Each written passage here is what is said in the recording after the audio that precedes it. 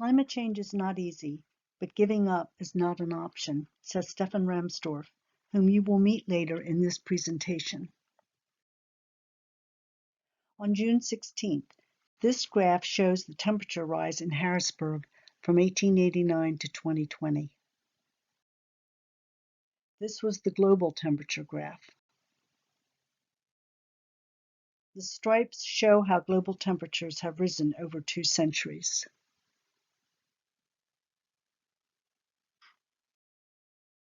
As years of inaction have gone by, the terms have changed to reflect the urgency and time limit. Climate change, climate disruption, climate chaos, climate emergency. A gazillion words have been written to find just the right tone, the right nuance that will inspire people to action, but not fill them with despair, which may lead to inaction. A gazillion articles have been devoted to how to motivate people without freaking them out and without being political. Stay individual, stay local, keep it simple, non-threatening. This journalist has captured the frustration of climate communicators for many years. What kind of awareness quotient are we looking for? Another catastrophic event which has proven not to be persuasive? It is hard to accept that this fight is outside the realm of facts or persuasion. What else is there to say? Our late friend Carl Sagan had a lot to say about climate change in 1990 at an Emerging Issues Forum. I have included a link to his speech in this presentation. Sagan was a prophet who had the power and integrity to speak science with humility to the common man. What difference might he have made if he had been with us? Robert Lifton is a well-known writer and psychiatrist who says that climate rejectors must know in some part that climate change is real and dangerous. Unfortunately, they reject that knowledge because it conflicts with their biases and what would be required of them. In the recent months, weeks, and days, climate news has become more worrisome, as the next slides will indicate.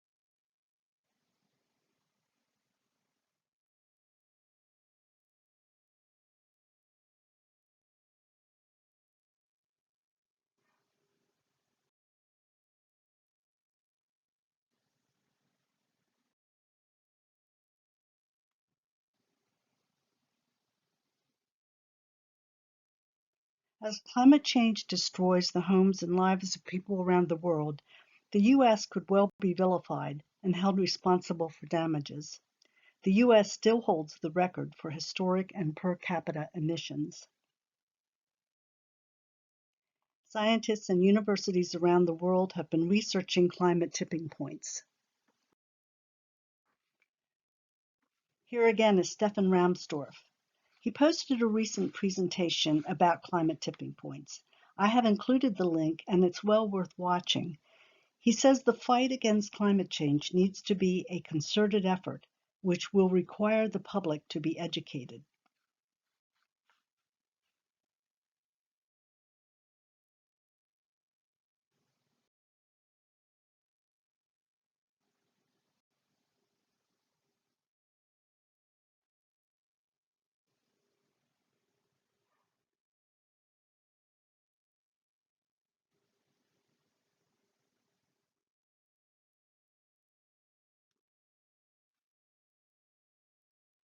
Are there beneficial tipping points? Yes, young people speaking out for their future with strong support from their parents and elders is cause for hope.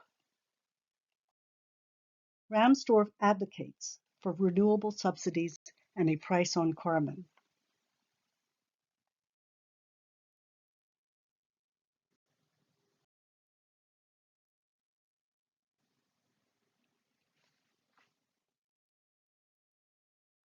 At a recent Citizens Climate Lobby conference, we heard James Boyce explain carbon pricing. I have included links to two excellent presentations. If you worry about the environmental justice aspect about pricing, I recommend hearing his thoughts. For 10 years, I have followed climate journalist David Roberts, who says that after decades of climate change denial and delay, there is no longer any coherent, moderate position. In 2012, Roberts presented a 15-minute TED Talk, Climate Change is Simple. For me, it was unforgettable, and I have provided a link. It ends with this. You and I look around at current politics, particularly US politics, and massive, coordinated, intelligent, ambitious action does not strike us as particularly plausible. In fact, it might strike us as impossible, but that is where we are, stuck between the impossible and the unthinkable.